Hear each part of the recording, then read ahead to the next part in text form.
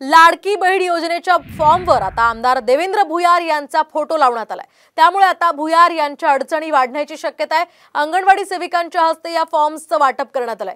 यावर भाजपसह काँग्रेसच्या विक्रम ठाकरेंनी आक्षेप घेतलाय, तर भुयार यांच्यावर फसवणुकीचा गुन्हा दाखल करण्याची सुद्धा मागणी तहसीलदारांकडे करण्यात आली आहे। तर कुणाचाही फोटो असलेला अर्ज स्वीकारला जाणार नाही अशी माहिती यावेळी तहसीलदारांनी दिली आहे।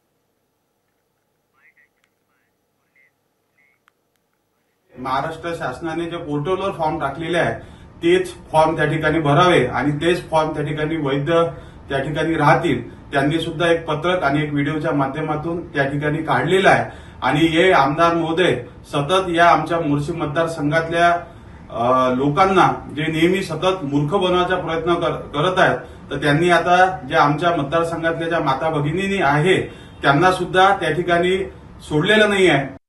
करत असेल योग्य नाही साहेब, जवळ आहे का तुमच्या करत असेल योग्य नाही साहेब, जवळ आहे का तुमच्या